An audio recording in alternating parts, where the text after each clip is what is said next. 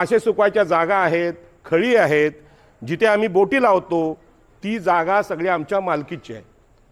पण आमच्या ज्या पराक्रमी पिढ्या होत्या, आमच्या पिढ्या छत्रपती शिवाजी महाराजांच्या आरमाराच्या प्रमुख होत्या। शिवाजी महाराजांच्या आरमाराचे प्रमुख आम्ही होतो, कोळी समुद्रात पोहणारे, ज्यांना कंबरभर पाण्यात पोहायची सवय नाही, ते लोक समुद्रावर लढणारे नव्हते। मराठे आणि ब्राह्मण हे शिवाजी महाराजांचे सैनिक समुद्रावर कधीच नव्हते। पण आम्हाला इकडे सांगितलं लोकांनी मुंबईच्या की शिवाजी महाराज म्हणजे आम्ही। मग कोळी कुठे गेले? कोळी काय गोट्या खेळत होते का? अरे तुम्हाला बोटी चालवता येतात का? पाण्यात उतरता येतं का? मग इंग्रजांशी लढायचं जायचं असेल तर कोळी लढणारा, समुद्रात पोहणारा, भरती ओटीची माहिती असणारा माणूस पाहिजे, ते आम्ही लोक होतो। पण आम्हाला ते बोलता येत नाही। आणि आज आमच्या स्थिती अशी आली आहे की आमचा शिवाजी महाराजांवर अधिकार नाही राहिला, आरमारावर अधिकार नाही, नेव्हीमध्ये आमची पोरं नाहीत। तिकडचे राजस्थानचे भैया ज्यांनी समुद्र आयुष्यात बघितलं नाही ते कॅप्टन होऊन बसलेत आणि माहीमच्या खाडीत त्यांच्या बोटी बुडतात का? जमीन दगड लागला बोटीला तरी त्यांना अक्कल नाही त्यांना बोटी चालवायची। आमच्या कोळ्याला विचारा, रात्री झोपेस सांगतील पाणी किती खोल आहे, ओटीला पाणी किती खोल आहे, कुठे आहे, कुठून बोट न्यायची, चॅनल कुठला, हे सगळं आम्हाला माहिती आहे। पण हे सगळं माहिती असून सरकारला आमची घेणं देणं नाही। आणि म्हणून आजच्या घडीला कोळी समाजाच्या अस्तित्वाचा प्रश्न आहे, तुमच्या गावाचा पण आहे आणि मँग्रोव्हचा पण आहे।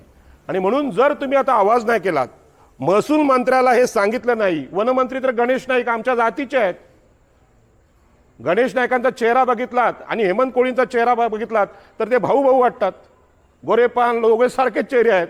मग गणेश नाईकांना यांचं दुःख का नाही कळत? गणेश नाईकांना पण हे माहीत नाही की ह्या मँग्रोव्ह नावाच्या जंगलावर पहिला अधिकार कोळ्यांचा आहे, आगऱ्यांचा आहे, भंडाऱ्यांचा आहे, त्यांना तरी कुठं माहीत आहे? मग त्यांचे सल्लागार, त्यांचे ऑफिसर सांगतात नाही ना हे सरकारी काम आहे, याचा अर्थ अरे सरकारी काम, आमच्याच जमिनीला कंपाऊंड तुम्ही घालणार, हे काय सरकारी काम आहे? जर सरकारी काम आहे तर इथे येऊन ग्रामसभा घ्या ना, अशी ग्रामसभा घ्या। आता हा व्हिडिओ महाराष्ट्रात सगळ्या सरकारकडे जाईल, देवेंद्र फडणवीस असतील, मुख्यमंत्री, महसूल मंत्री आमचे बावनकुळे असतील किंवा वनमंत्री गणेश नाईक, तिघांना मी आवाहन करतो या कोळीवाड्यात या, इथे बसा, तुमची जेवणाची राहण्याची सगळी सोय करतो, ग्रामसभा घ्या, आम्हाला पटवून द्या तुम्ही करताय ते काम कायदेशीर आहे। पण खोटं काम असेल तर ते कोळी समाज सहन करणार नाही, ही बोलायची हिंमत आमच्यामध्ये पाहिजे। तुमच्या मानापानासाठी, आदरासाठी मी धन्यवाद देतो। दादांना मगाशी रिक्वेस्ट केली, दादा सुला जायचं, कुठं जायचं होतं, माझ्या घरी जा। आमचा दादा काय नाव? जयराम कोळी, माझं नाव राजाराम आहे, त्यांचं नाव जयराम आहे। म्हणजे आम्ही प्रेमाने सांगतो बाबा इथे कुठं जायचं असेल, जेवायचं असेल, खा, प्रेमाने हे करतो। पण हे सगळ्यांसाठीच प्रेम नाही पाहिजे। शत्रूसाठी जर तुम्ही असं वागला तर एक महिना ते आरती करतायत हेमंत कोळी त्यांची, तो आरती काय देवासारखा हलायला तयार नाही तो। खरं म्हणजे पहिल्याच दिवशी त्याच्या कानफाटात आवाज काढायला पाहतं। अरे तुम्ही रिक्षा चालवता, टू व्हीलर घेऊन जाता, तुमच्याकडे लायसन नसेल, पेपर नसतील तर पोलीस काय करतात? छोटा पोरगा असेल तर कानाखाली मारतात, फाईन मारतात। आणि एवढं मोठं तुम्ही बांधकाम करायला गेलं तर तुमच्याकडे पेपर नाही, 60 कण कानाखाली मारायला पाहिजे, केस होईल, केस होईल। पण होऊ दे केस, कारण का संविधानाचा, कायद्याचा आग्रह आम्ही नाही धरायचा तर कोणी धरायचा नाही। बाबासाहेब आंबेडकरांनी असं नाही सांगितलं, संविधानाच्या नावावर कोणी तुम्हाला मारायला आला, तुमचं गाव घ्यायला आला तर रडत नाही बसायचं, त्याला सांगायचं या देशाचे मालक आम्ही आहोत, we the people of India, आम्ही मालक आहोत, तुम्ही मालक नाही, ही सांगायची हिंमत आमच्यामध्ये कधी येणार? आणि म्हणून आज सगळ्या मुंबईत सगळ्यात मूर्ख आणि मामा कोणाला बोलतात? कोळी, आगरी, भंडाऱ्यांना। आम्हाला सगळेजण मामा बोलतात, मामा बनवायला लागले आम्हाला। आणि म्हणून हे थांबलं पाहिजे। त्याच्यापुढे कुठलाही नेता आला तर सांगायचं कायद्याने बोलायचं, संविधान तुम्हाला मी आणून देतो ते संविधान समोर ठेवायचं, हे संविधान वाच आणि मग आमच्याशी बोल। आमचा अधिकार नाही का इथे हा गावावर आहे? आणि हे अधिकार न सांगितल्यामुळे 2016-17 मध्ये मुंबईत सांगितलं सरकारने की कोळीवाड्या झोपडपट्ट्या आहेत। अशी झोपडी असते का? अशी झोपडी असते? पण याला झोपडपट्टी म्हटले कारण का? कोळ्याला रागच येत नाही, कोळी शांत बसतात। मोबाईल तर एवढा मोठा आहे, टॅब आहे, पण त्याचा मेसेजच जात नाही, फोनच कॉल लागत नाही, अशी अवस्था झाली आमची, आमची डोकी हँग झालेली आहे। आणि म्हणून आम्ही आता सरकारला सांगितलं पाहिजे की कोळीवाड्यातल्या एकाही घराला आम्ही हात लावू देणार नाही। आम्हाला नियम नाही सांगायचे 2011चं घर आहे, 2012चं आहे, 2020चं आहे, उद्या आमची पोरं घर बांधतील। जसं लहान मुलांना सुसू येताना तो मूर्त नाही काढत भटाकडे जाऊन, काका मला सुसू येते, जरा कुठल्या बाथरूममध्ये जाऊन सांगा, दिशा सांगा, पोरगं विचारतं का? तसंच कोळी आहे, कोळीवाड्यात कधीही घर बांधे, तुमच्या बापाची काय संबंध, तुमची परवानगीची गरज काय आम्हाला? आम्ही इथले मालक आहोत. आणि स्थानिक स्वराज्य संस्था म्हणून हा ग्रामसभेला अधिकार आहे, लोकसभेला नाही, विधानसभेला नाही. या आमदारांना या खासदारांना जोपर्यंत संविधान सांगत नाही तोपर्यंत त्यांची दादागिरी चालू राहणार. का नाही आमदार फोनवर अडवत ते काम? जर तुमच्याकडे वर्क ऑर्डर नाही तर तुम्ही कसं काम करू शकता हे तुम्हाला बोललं पाहिजे. मी 2 वेळा लोकसभा लढलोय म्हणून एवढा आवाज येतोय. मला सगळं कोलून प्यायलंय मी हे संविधान आणि हे सगळे कायदे. पण तुम्ही पेटताय की नाही हे जोपर्यंत आम्हाला दिसत नाही आम्ही मैदानात नाही येणार. आणि लढायचं असेल तर नेत्याला अरेस्ट करतात पहिल्यांदा. सरकारचे हे जे लोक बिल्डर लॉबीचा हात आहे हे काय करतील? खोटी ऑर्डर करतील, या तिघांची घरं तोडायला लावतील पहिले. तुम्हाला आताच सांगतो मी यातून गेलेलो आहे. 2 नोकऱ्या माझ्या गेलेल्या आहेत. आमच्याकडे रोज घरं तोडतायत. घनसोली नवी मुंबईत बघा 800 850 कोटींचे भूखंड तोडलेत. मंदिराचे, देवीला तोडले, देवीला जेसीपी लावले. काय देवानी वाकडं नाही केलं सिडकोचं, सरकारी अधिकाऱ्यांचं. आता देव पण शांत झालेत, देवांच्या मूर्त्या चोरायला जायला लागले. म्हणून आता जबाबदारी देवांपेक्षा माणसावर आलेली आहे. तुमच्यामध्ये माणूस असेल तर तो लढला पाहिजे. आणि म्हणून हा जो विषय आहे मॅनग्रोव्हचा, हा मॅनग्रोव्हचा विषय करायचा असेल तर पूर्ण तयारी करा, अर्धवट नाही. साधं आपल्याला काय बोलतात त्याला फ्राईड राईस बनवायचा असेल तर फ्राईड राईसला हिरवा कांदा लागतो ना का आपल्याला, कांदा, मिरची, लसूण सगळं तयारी करावी लागते. उकडलेला भात लागतो, तयारी करायचं, नंतर तो राईस बनतो.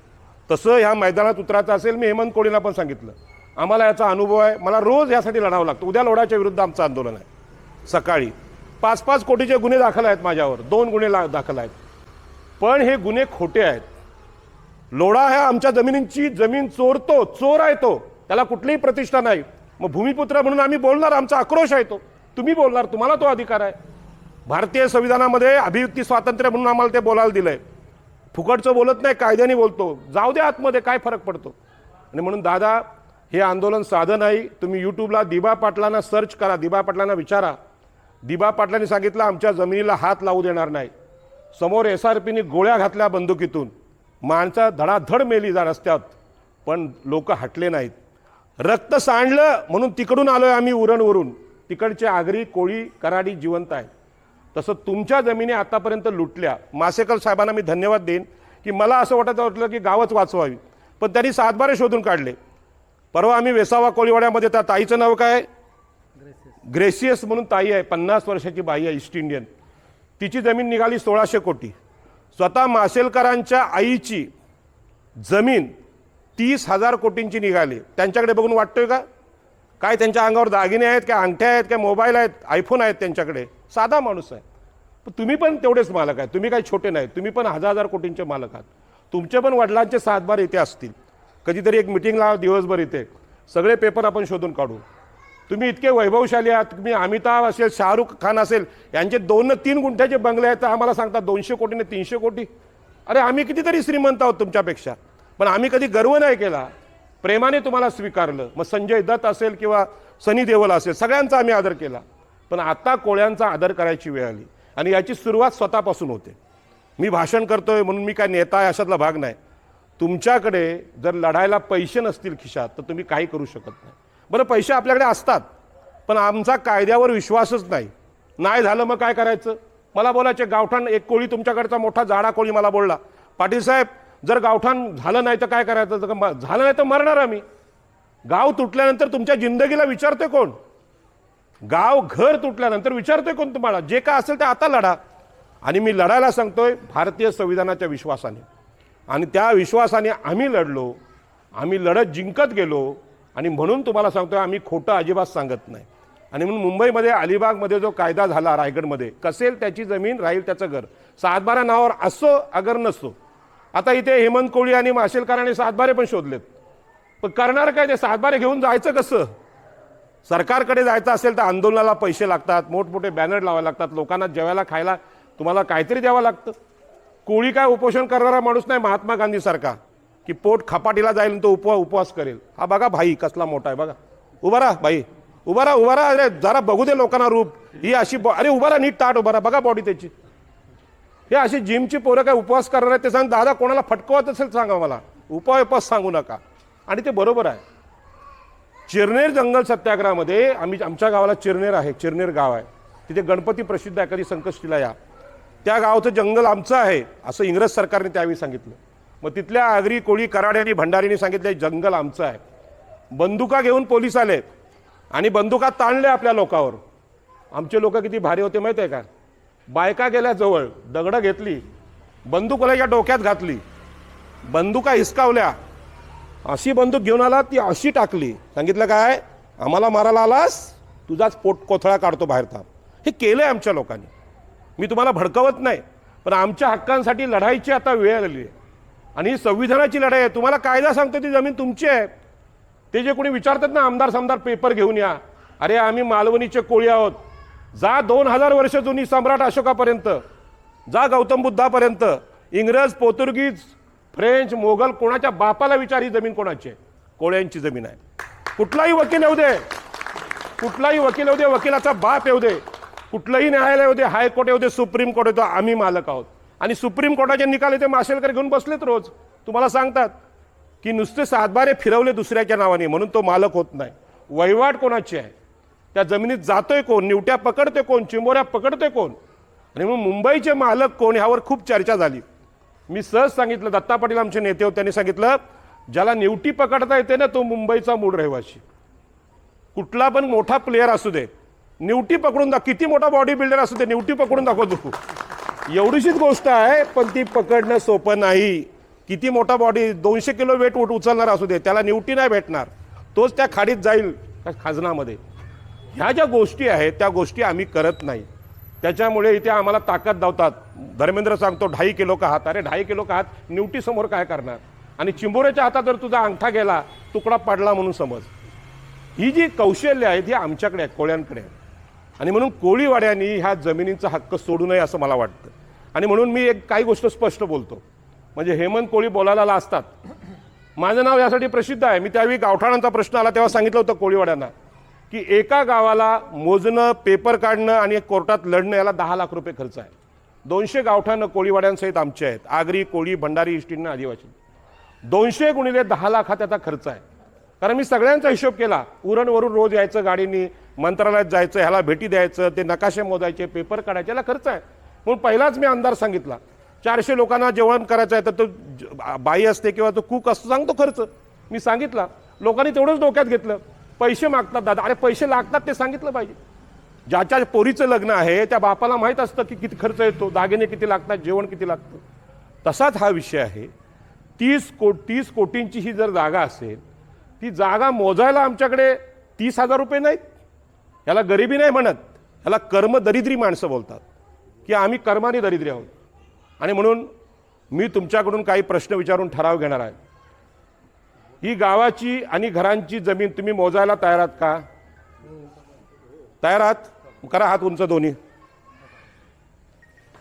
गावाच्या बाहेरची मॅनग्रोव्हची जमीन मोजून ती आमच्या गावाच्या नावावर झाली पाहिजे. हे करायला जी कायदेशीर लढाई आहे, ही लढाई साधी नाही. कारण महाराष्ट्राचे आमदार हे अधिकार तुम्हाला देणारच नाहीत. महाराष्ट्रामध्ये सगळ्यात जास्त आमदार मराठा समाजाचे आहेत आणि त्यांना माहीत आहे मुंबईच्या जमिनी विकू आणि निवडणुका जिंकू. त्यांच्या गावाला ते काय सांगत नाही, जंगल बिंगल काहीच मानत नाहीत. त्यांनी जंगलं पण ठेवली नाही, सगळी उसाची शेती केली. पण आमच्याकडे सगळे कायदे सांगतात कोकणामध्ये जंगलं पाहिजेत, मॅनग्रोव्ह पाहिजे, सगळं टिकलं पाहिजे. जगातले सगळे विकसित देश अमेरिका सहित तेच सांगतात कार्बन क्रेडिटसाठी जंगलं वाचवा. कोणी वाचवायची? आम्ही. आणि तुम्ही तिकडे सिगरेटी फुकून आपलं घर आणि गाव बदनाम करायचं, म्हणजे प्रदूषित करायचं. गाड्यांचे धूर तुम्ही सोडायचे आणि जंगलं आम्ही वाचवायची. हा कुठला कायदा? आणि म्हणून सगळ्या देशातल्या नागरिकांचं कर्तव्य आहे की हिरवळ राहिली पाहिजे, झाडं वाचली पाहिजेत. पण आमच्याच गावांना जंगलं डिक्लेअर करायची आणि आमची गावठाणं तोडायची.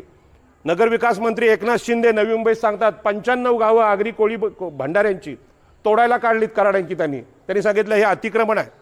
तुम्ही सिडकोची परमिशन नाही घेतली. आता तुम्हाला पण विचारतील महापालिकेचं परमिशन कुठं आहे याला? इथे तर आमदारांचं नाव लिहिलं आहे. महापालिकेचं परमिशन आहे काय शेडला? आहे? बघा असेल तर महापालिकेत परमिशन नाही म्हणून ते तोडतात. पण ग्रामसभेचं परमिशन आहे ना, गावाचं परमिशन आहे ना, आमच्या गावातल्या प्रत्येकाला माहीत आहे. आणि म्हणून आमची घरं गावठाणं तोडायला हे लोक तयार आहेत. जर तुम्ही ह्या मॅनग्रोव्हसाठी आता लढलात तर ती वाचेल. मला त्याची माहिती भेटली की हे दादा कॉन्ट्रॅक्टर आहेत. ह्याच्यामध्ये कोण कोण कॉन्ट्रॅक्टर आहे? म्हणजे घराचं बांधकाम करतं, रस्त्याचं बांधकाम करतं, असं कोण आहे का कोण? बोटी बनवतं असं कोण आहे? तुम्ही एकटेच आहात? कोण? मग बोला ना दादा, काय करता तुम्ही? काय काय केलं सांगा. हां, काय? कन्स्ट्रक्शन. तुम्हाला सांगतो, कायदा सांगतो. 2013चा कायदा आता देशामध्ये आहे. पूर्वी 1894चा होता. 2013चा कायदा तुमच्या मोबाईलमध्ये पण आहे. तो कायदा असं सांगतो, या भागात कुठलंही सरकारी काम करायचं असेल तर पहिलं काम मालवणीच्या भूमिपुत्राला म्हणजे कोळ्याला दिलं पाहिजे. मग समजा ते 1000 कोटींचं असेल तर आज 1000 कोटींचे आपलं काय बोलतात त्याला, अकाउंट काय बोलतात त्याला, त्याला काय बोलतात? कॉन्ट्रॅक्टरची ताकद असते ना 1000 कोटींची, त्याला काय बोलतात? नाही, इन्व्हेस्टमेंट नाही, त्याचं कामाची कॅपॅसिटी असते कॉन्ट्रॅक्टरच्या. हां, क्षमता. ती 1000 कोटींची पाहिजे म्हणून तुम्हाला काम देत नाही. पण आपल्याकडे 1000 कोटी नाही, 10,000 कोटीची माणसं आहेत. रामसेठ ठाकूर आणि जे म्हात्रे आमच्याकडचे साधे शेतकरी होते दिबा पाटलांच्या आंदोलनात. दगडांनी डोकी फुटली आंदोलन करताना, पण आज ते 10,000 कोटींचे मालक झालेत. का? त्यांनी अकाउंट तेवढं मशिनरी वाढवल्या, JCB मशीन घेतल्या, गाड्या घेतल्या, पोकलन घेतल्या. तणावर असतं ना. मग तुमच्या मालवणीमध्ये 2 लोक आहेत तर ते जे काम चालू आहे ना ते काम कोणाला भेटलं पाहिजे? तुम्हाला भेटलं पाहिजे. पण कॉन्ट्रॅक्टर लोकांकडे पण दूरदृष्टी पाहिजे. काय दृष्टी पाहिजे? बाबा हेमंत कोळी लढतायत, माशेलकर लढतायत, राजाराम पाटील लढतायत.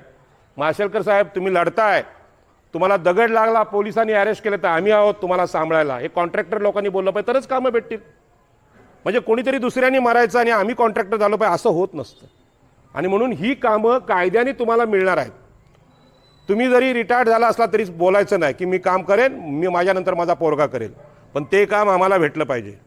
जे कुठलं काम चालू आहे ना सरकारचं ते आम्हाला भेटलं पाहिजे. तिथे लागणारी रेती खडी आम्ही देऊ. इथल्या कामांवर 50% अधिकार गावाचा आहे. महापालिकेमध्ये सुद्धा पहिलं काम इथल्या भूमिपुत्रांना, मुंबईचे मालक आम्ही, या मुंबईला जमिनी आम्ही दिल्यात म्हणून आमचा त्यावर अधिकार आहे. हे जोपर्यंत तुम्ही बोलत नाही तोपर्यंत हे होणार नाही. आणि म्हणून बघा, आता मासेमारी ह्याच लोकांनी संपवली. मी तिकडे गेलो होतो वेसाव्यामध्ये ना, तिकडे आपण मड कुठे चाललो होतो तिकडे, तर तिकडे पाहिलं की बंदरा, हे जे पाणी आहे समुद्राचं, गाडीमधलं खराब झालेलं ऑइल कसं असतं, एवढं जाड आणि काळं झालंय वर्सोव्याला. हे काळं पाणी कोळ्यांनी केलं का? हे कोणी केलं? हे गटारं सोडली कोणी? मुंबई महानगरपालिका, वेगवेगळ्या लोकांनी सोडली आणि आमचं पाणी, आमचा धंदा तुम्ही खराब केलात. तुम्ही जर सगळे कोर्टात गेलात ना, आत्ताही मी हेमंत कोळींना पण बोललो, तरी हे खराब पाणी झालं, मासेमारी कमी झाली तर तुम्हाला नुकसान भरपाई कायद्याने मिळतं. दिल्लीमध्ये त्याला हरित लवाद कायदा बसलं, हे न्यायालय बसलेलं आहे. पण दिल्लीपर्यंत जायचं ते फुकट भेटणार नाही. आम्हाला सवय काय लागले, एक तर एकविरा आईला नवस बोलायचे, आई नवसाला पावलीस तर तुला कोंबडा कापेन. अरे 10,000 कोटीने कोंबड्याची किंमत किती? 500 रुपये. 500 रुपयेमध्ये आईला ब्लॅकमेल करायला निघाले तुम्ही. हां, आईला ब्लॅकमेल करायला निघाले. एकविरा नाही पावली तर गणपती आहे, गणपतीला नवस बोलतात. 21 पेढे देऊ, 21 कोटी भेटले तर. अरे गणपतीला काय 21 पेढे नवीन आहेत का? तो कधी पण बनवू शकतो. जर 21 कोटी देऊ शकतो ते पेढे 21 द्यायला काय प्रॉब्लेम आहे? पण तुम्ही त्याला ब्लॅकमेल का करता? ह्या ब्लॅकमेलिंगमुळे हा सगळा गोंधळ झाला. आणि म्हणून प्रयत्नाशिवाय काही होत नाही. दिबा पाटील आमचे नेते, त्यांनी सांगितलं मी देव मानत नाही, स्वर्ग मानत नाही, चमत्कार मानत नाही, माझ्या मनगटात ताकद असेल तर मी कमवेन, जिंकून दाखवेन. बाबासाहेब आंबेडकर पण असंच म्हणाले. आणि म्हणून आत्ता मला तुम्हाला विनंती आहे की या जमीन जर लढवायची असेल, ठेवायची असेल, पुढल्या पिढीनं टिकवायची असेल, संघर्ष करावा लागेल. बरं, आपल्याला कोणी गोळी मारणार नाही, तुम्हाला कोणी आतमध्ये टाकणार नाही, कारण संविधानाच्या मार्गानेच आपण जाणार आहोत. आपण कोणाला काय बोलणार पण नाही. पण तुम्हाला चेतवण्यासाठी मला थोडं कडक बोलावं लागलं. कारण काय झालं आहे, बरेच दिवस फोन डेड आहेत, बॅटरी चार्जिंगच झालेली नाही. चार्जिंग करण्यासाठी थोडं स्पार्क उडवावं लागतो ना, आणि तो स्पार्क उडवण्याचं मी काम केलं. तुम्ही या आंदोलनामध्ये सर्व शक्तीनिशी उतरायला तयार आहात का? करा हात उंच.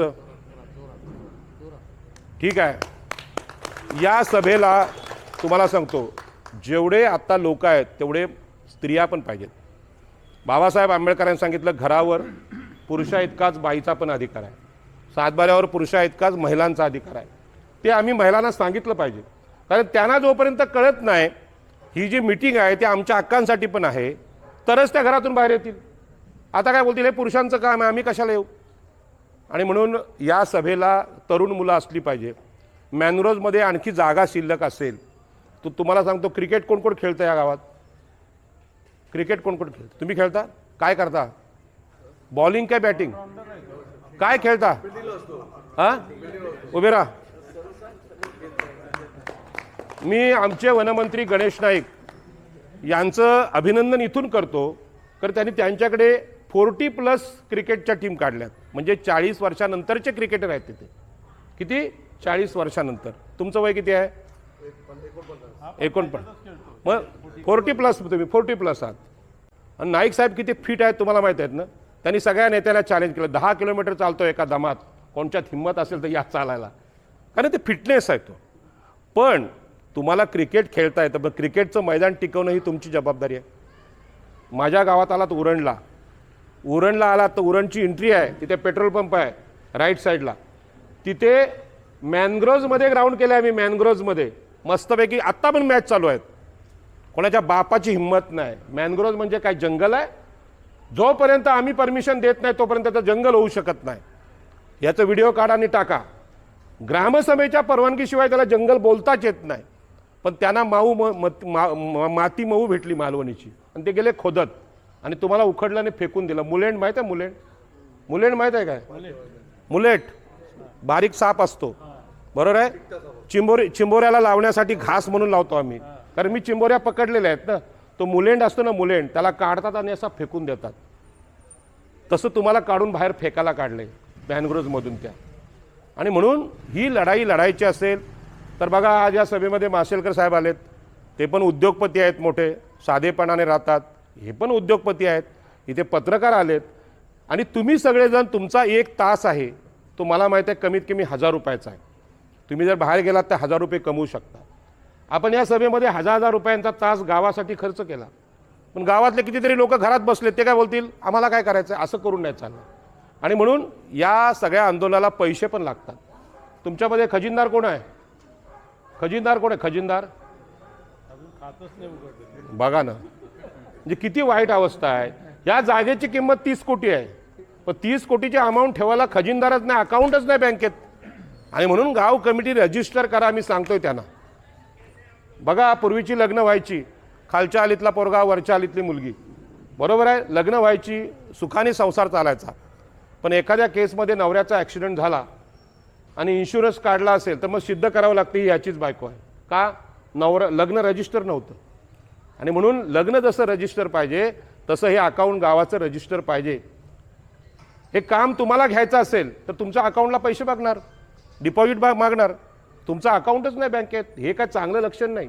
आणि म्हणून मुंबईत बाहेरून आलेले लोक आहेत, त्यांनी गावाच्या सोसायट्या केल्या, अकाउंट केला, अध्यक्ष केला, खजिनदार केला, सचिव केला. आम्ही काय नाही केलं? आम्ही काय शिकलो त्यांच्याकडून? आणि म्हणून तुम्ही लवकरात लवकर हे काम करा. 2018 साली सभा घेतली होती मी या गावात, गावठाणाची. तेव्हा मला वाटलं होतं की गाव तुमचं एकत्र येऊन गाव मोजेल. तुम्ही ऐकलं नाहीत. शासनाने निकाल जाहीर केला, 12 कोळीवाडे मोजले गेले, सीमांकन झालं. पण तुमच्या गावाचं सीमांकन दिलं का मोजून? हां, सरकारी म्हणजे काय? मूळ गावठाण फक्त दाखवतात. त्यामध्ये मॅनग्रोव्ज दाखवायला पाहिजे, ती पण जागा आमची आहे, तिथे आम्ही बोटी लावतो, हे दाखवण्याचं काम गावाचं असतं. त्यासाठी गाव नकाशा आम्ही करायचा असतो. पण त्यावेळी आम्हाला ज्या लोकांनी विरोध केला कोळीवाड्यातल्या, त्यांनी हेच सांगितलं सरकार मोजेल. अरे सरकार काय तुमचं बाप आहे काय सासरा आहे? तुम्हाला जमीन देणार आहे ते? कोळ्यांच्या जमिनी लुटूनच ही मुंबई झालेली आहे. मुंबई आमची होती, पण आम्ही मोजायला सुद्धा पैसे देत नसतो, तर आमच्या पैशाचा उपयोग काय नंतर? आणि एक गोष्ट सत्य सांगतो, मी अनेक मैताना पण जातो, पिंडांना पण जातो. माणूस जोपर्यंत जीव देत नाही, म्हणजे मरत नाही, तोपर्यंत बोलतो नाही माझी एवढी प्रॉपर्टी आहे, तेवढी प्रॉपर्टी आहे. आत्ता आमच्यामध्ये एखादा गचकला, अटॅक आला, काय प्रॉपर्टी सोबत येणार आहे का? हे जॅकेट, हा कोट सगळं काढतातच. मग यात तुमच्या लाकडावर रचायचं झालं काय सगळे काढतात, टोप्या फिप्या चैनी बिनी सगळ्या काढतात आणि त्याला टाकूनच जावं लागतं. मग एवढा संपत्तीचा मोह पाहिजे कशाला? आणि म्हणून गावासाठी लढा.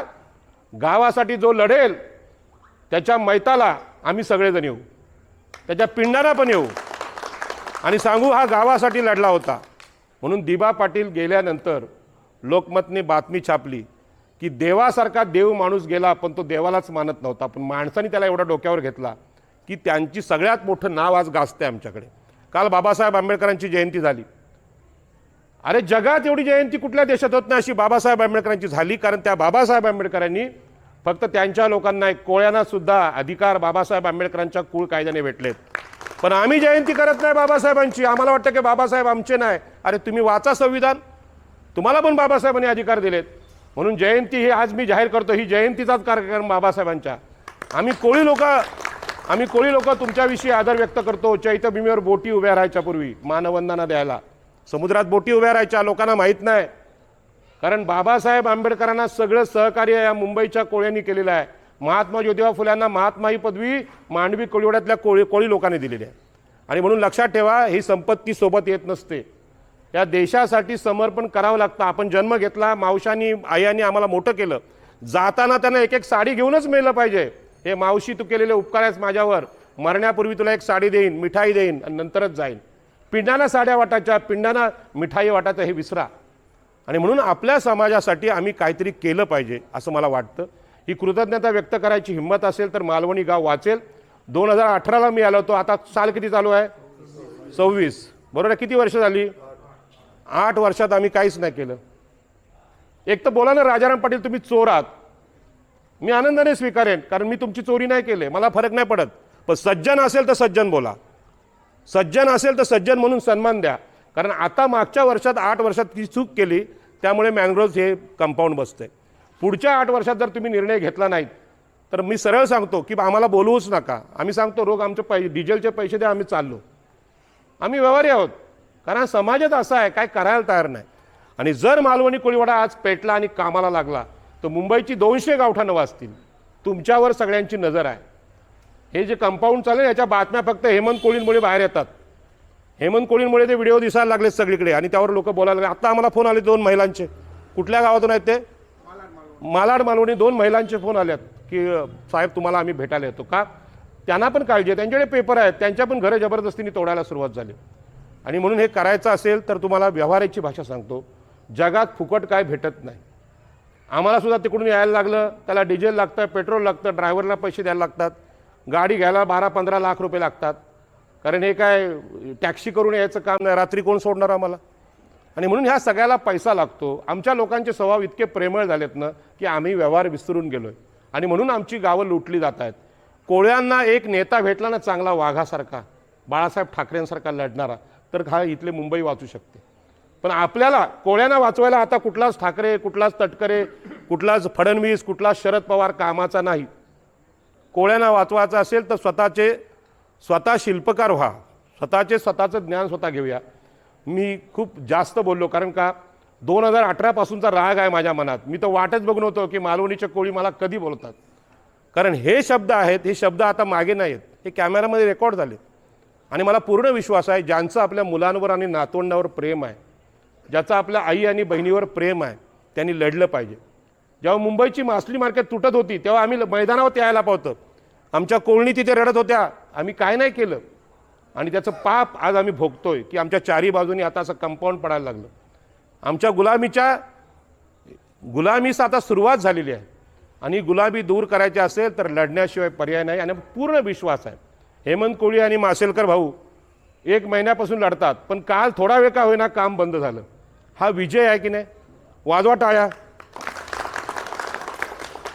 आणि म्हणून हा विजय जर पक्का करायचा असेल तर आपण सरकारला दाखवून देऊ. जर इथे ऐकत नसेल तर कोर्टातून ऑर्डर आणू, तात्काळ वकील लावू, सांगू एका दिवसात ऑर्डर नाही.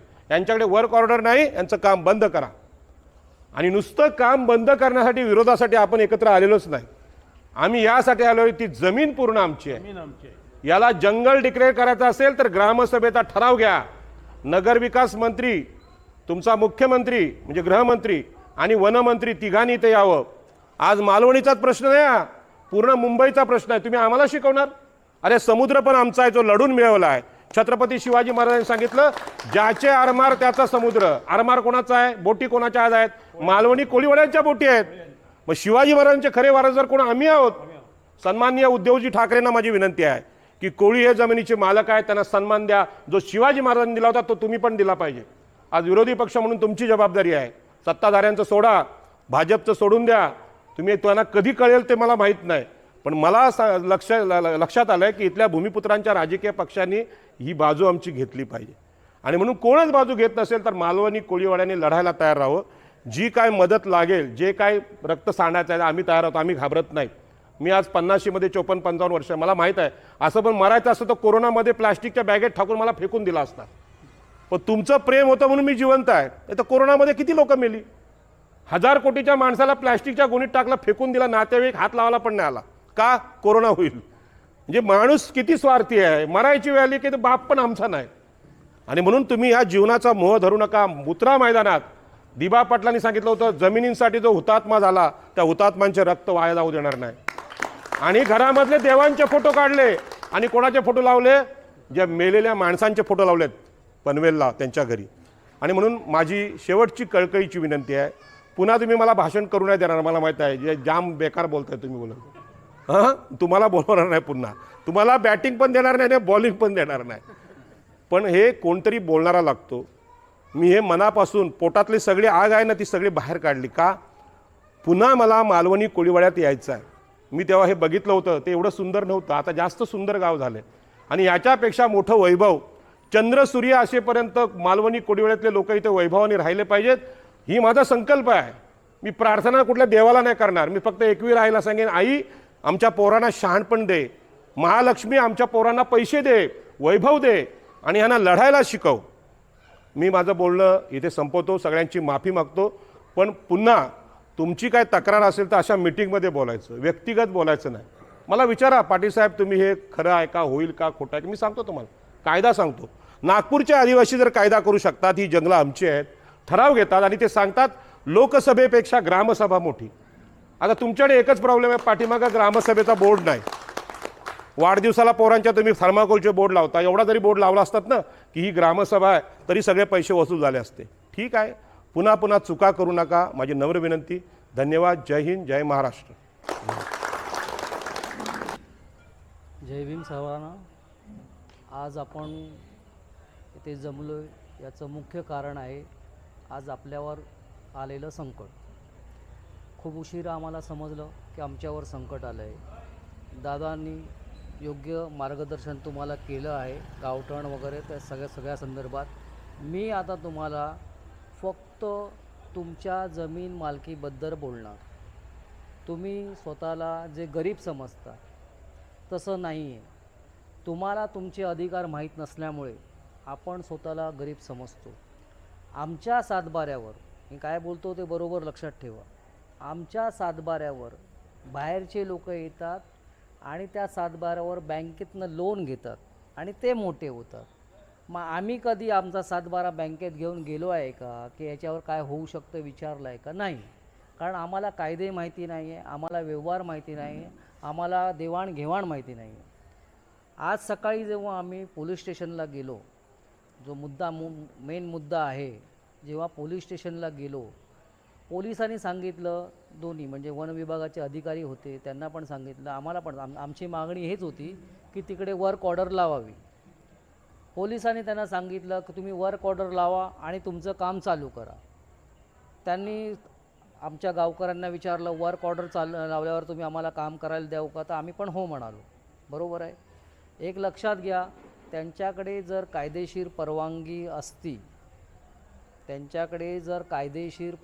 असती, तर त्यांनी तुम्हाला अजिबात विचारलं नसतं. इथपर्यंत ज्यांनी आंदोलनाला गेलेले तिकडे काम थांबवायला, त्यांच्यावर गुन्हे दाखल झाले असते. जी वर्क ऑर्डर तुम्हाला आज पण डिस्प्लेला लावली आहे, वर्क ऑर्डर म्हणजे कशी ती आता नंतर साहेब दाखवतील, कारण मी त्यांना एक वर्क ऑर्डर दिली आहे. त्या जागेवर त्या ठिकाणाची म्हणजे किती मोठं काम होणार आहे, किती कालावधी लागणार आहे, कुठच्या जागेवर होणार आहे, हे स्पष्ट लिहायचं असतं. पण तसं काही नाही आहे. थातूर माहितीतूर काहीतरी त्यांनी एक चिटकवलं आहे आणि आम्हाला सांगितलं की वर्क ऑर्डर लावली म्हणजे आपण शांत बसणार, असं त्यांचा समज आहे. ठीक आहे, आपण त्याच्यावरती आता आजच संध्याकाळी आपल्याला भेटले, अभ्यास करून उद्या काय ते ठरवूया. आता राहिली दादा, आमच्याकडे किती लोकांकडे सातबारा आहे?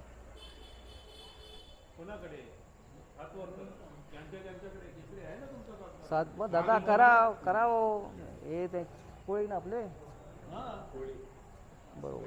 किती आहेत, किती सातबारे आहेत? बरोबर आहे.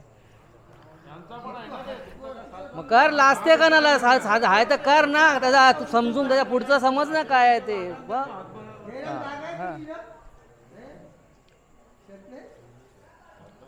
आज सकाळी जेव्हा आम्ही पोलीस स्टेशनला होतो तेव्हा आपले हे दादा ज्यांनी चष्मा घातले ते वारंवार वहिवाट वहिवाट वहिवाट असं बोलत होते. त्यांच्या तोंडातून शब्द वहिवाट ऐकूनच मला आनंद झाला की बाबा कोणतरी आहे बोलणारा. वहिवाट हा कायदा आहे. वहिवाट म्हणजे तुम्ही प्रत्यक्ष ती जागा कसता, त्या जागेवर तुमचं अस्तित्व आहे.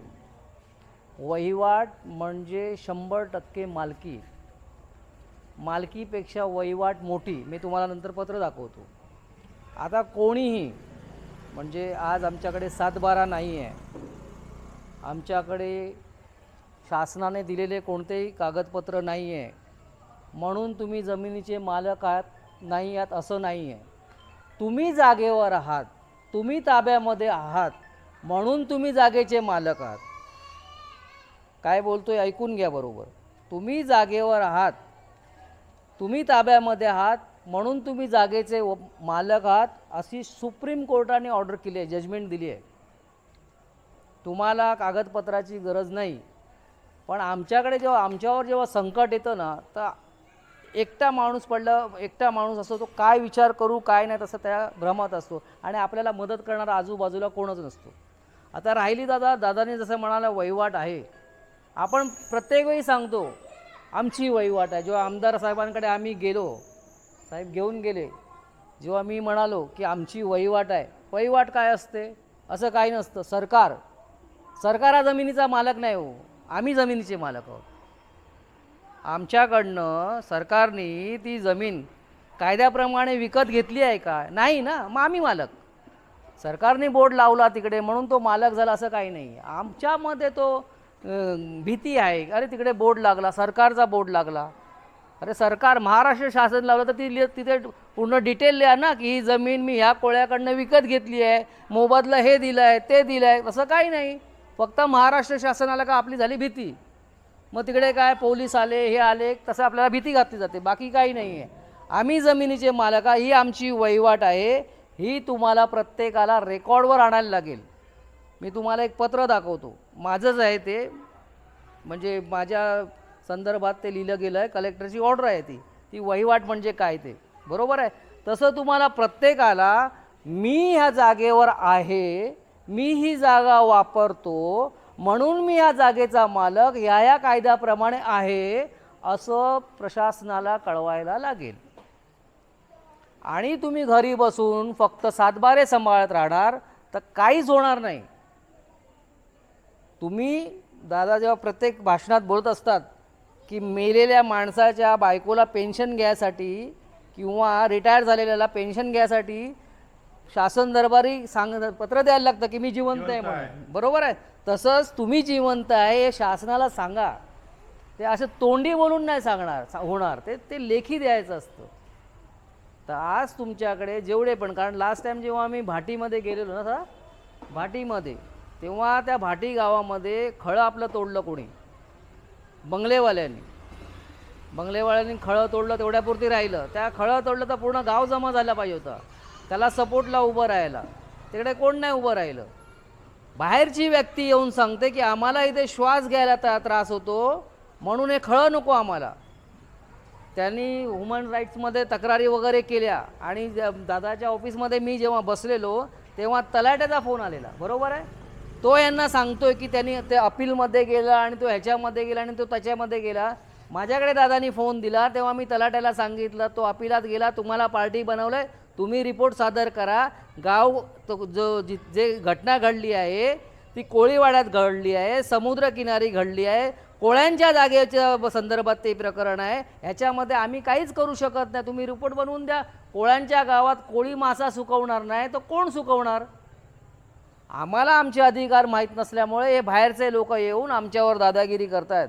भविष्यामध्ये तुमच्याकडे असलेले पुरावे म्हणजे जसं तुम्ही डिझेल भरता, आणखीन तुम्हाला बोटी साकारण्यासाठी परवानग्या दिलेल्या असतात, असे कोणतेही छोटे छोटे पुरावे जे शासनाचे म्हणजे त्या महाराष्ट्र शासन लिहिलं असेल असं काय पुरावे असते ते सगळे जमा करा आणि प्रत्येकाने आपण ह्या जमिनीचे मालक आहोत, ही जमीन माझ्या वहिवाटीतील आहे म्हणून शासन दरबारी अर्ज करा. मला एवढंच सांगायचं आहे, बाकी पुढच्या वेळेसाठी ठेवूया. धन्यवाद.